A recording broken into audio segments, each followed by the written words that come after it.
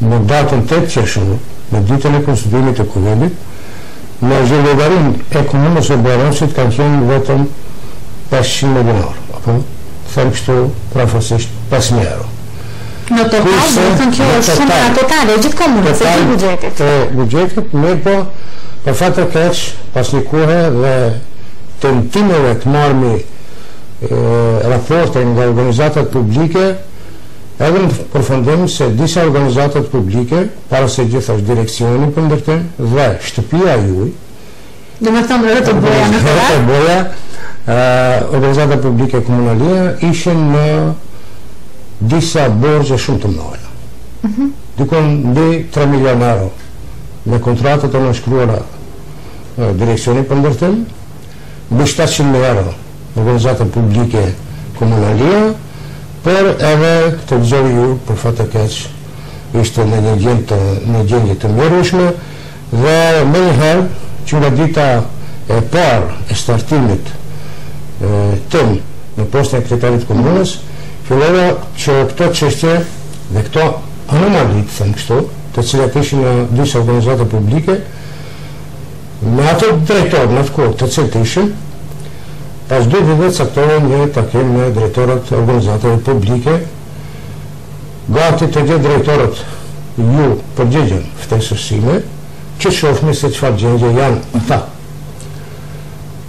3 drejtorë të organizatave publike të atëhershme nuk erdhën në ato takime, çdi arsye pse, kurse të tjerët erdhën dhe biseduan, kërkojnë një raport dhe edhe në përfundim për fat keq gjendje shumë e rëndë në organizatat publike të cilat i përmenda, por edhe ato të cilat nuk i përmenda. Dhe me njëherë ju qasëm punës, sepse qytetarët e komunës Barancit, para se gjithashtu ata shqiptar, më votuan për të përmirësuar gjendjen. Dhe në këtë drejtim jemi duke punuar, është herët vetëm se në vëndet nesër i bërë. Është akoma një afat që një ngurdo. Afat i ngusht, po rezultatet janë duke u parë në teren. Tash dihet, respektohet orari i punës në administratën komunale, por edhe mund të them direkt të gjitha organizatat publike, sepse dihet se në sa ora fillojnë punëtorët, në sa ora kanë pushimin e mëngjesit dhe sa ora mbarojnë punën. Më parë, për fat të keq, ndoshta një numër i madh punëtorë të cilët në orarin e punës nuk kanë qenë në vendet e tyre të punës. Nuk është e vërtetë që kemi larguar ndonjë punëtor nga administrata komunale deri në këto momente. Janë larguar nga puna vetëm ata të cilët kanë pas një kontratë të nënshkruar me kryeqefin e administratës komunale për një periudhë të caktuar. Do të thonë po mendoni që përfundon kontrata dhe bëhet largim nga puna. Dhe ne nuk largohen nga puna. Me vetë faktin se kontrata përfundon, ata njerëz shkojnë në shtëpi, sepse nuk ka nevojë. Ne në momentin kur kemi marrë postën e kryetarit komunës, 28 punëtorë vetëm në administratën komunale kanë qenë duke punuar në kohë të caktuar. Dhe deri më tash janë larguar disa, 8 ju ka vazhduar kontrata, sepse kemi pa të arsyeshme se ka nevojë administrata komunale, bile 6 janë të cilët kanë qenë të financuar nga programi Progres, të cilët financuar nga Bashkësia Evropiane, dhe ne duke pas parasysh, sepse janë duke bërë një punë të mirë, nga buxheti i komunës kemi aprovuar një konkluzion në Këshillin Komunal dhe atyre ju ka vazhduar kontrata dhe për dimuj. Kemi të bëjmë me 4 shqiptarë të përkatësisë nacionale shqiptare dhe 2 të përkatësisë nacionale serbe. Janë larguar apo kanë shkuar ata punëtorë të cilët ka skaduar kontrata, kemi të bëjmë edhe me shqiptarë edhe me serb. Shtohet pyetja, pse atyre vëllezërve nuk ju ka dhënë vendime në kohë të pacaktuar? Të vlerësoj vetë punëtorët të cilët për momentin nuk janë të angazhuar në administrat, pse ish pushteti lokal nuk ju ka dhënë vendime në kohë pacaktuar? Sepse kemi raste ku kanë punuar që 3 vite vetëm ju ka vazhduar kontrata për 6 muaj, për 12 muaj, për 3 muaj, e kështu me radhë për vendimi për ashe nuk ju ka dhënë.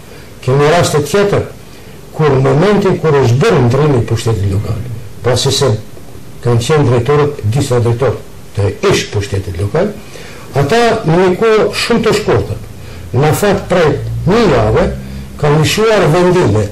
Kemi rastin në direksionin për ndërtim, ku për një ditë 17 punëtorë ju ka dhënë vendimin në kohë pacaktuar.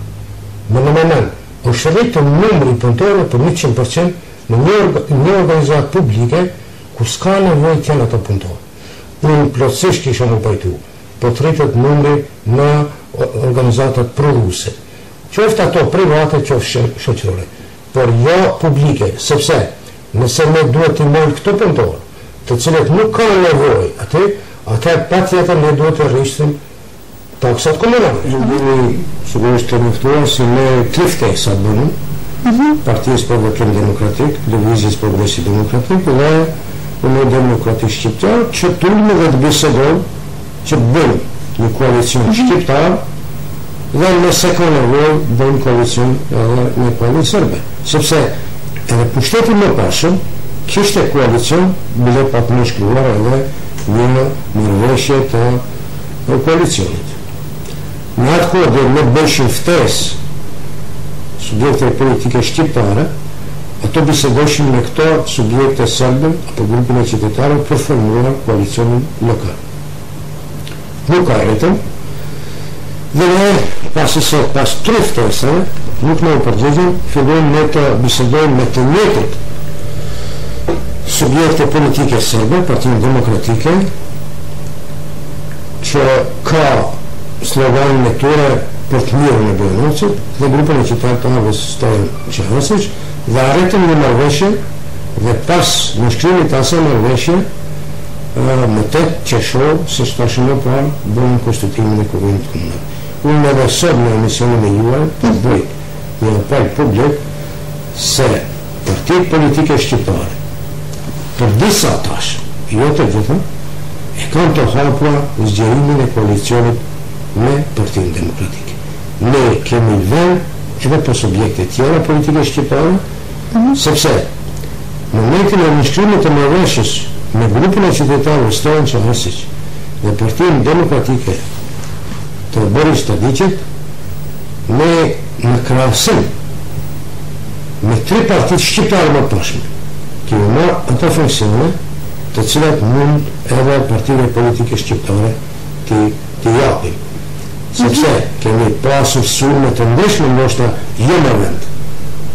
Në sot, në Bujanovc kemi kryetarin e Komunës Shqiptar, kemi kryetarin e Kuvendit Shqiptar, kemi sekretarin e Kuvendit Shqiptar, kemi kryeshefin e administratës përgjithshme shqiptar, kemi nga 8 drejtorate në kuadër të administratës komunale 5 shqiptar të sëp, poshtë organizatet publike të cilat janë emëruar shqiptar. Dhe më thënë, me përqindje ju po të regoni që janë më shumë shqiptarë se sa serb që janë në postë drejtuese. Gjithsesi, më shumë shqiptarë, dhe ne kemi koalicion me grupin e qytetarëve dhe Partinë Demokratike e Boris Tadićit, ku ata janë 9 këshilltarë, ne jemi 12 këshilltarë.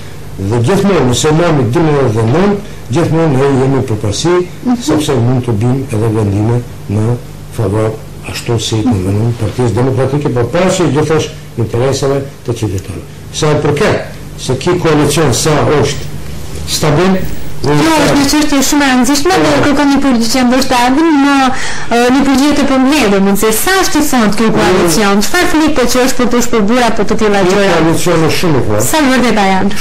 Shumë më i fortë se disa çka mendojnë, por ata të cilët kanë humbur dhe nuk janë në koalicion, ata të cilët ishin në pushtet shumë vite dhe nuk janë, normal për ta mbajtur populatën apo simpatizues të vet, shpallin datat të jo të rëndësishme për neve, ne s'kemi kohë të mirë në datat e tyre, sepse 4 vite të kaluara, përvoja e Preshevës është marrë në këtë muaj po bjen Partia Demokratike Shqiptare, në këtë muaj do të bjerë, edhe pak se do të bjerë, do të vjene vera, do të vjene dini, 4 vjet Halimi i ka majtur në Preshevë kështu.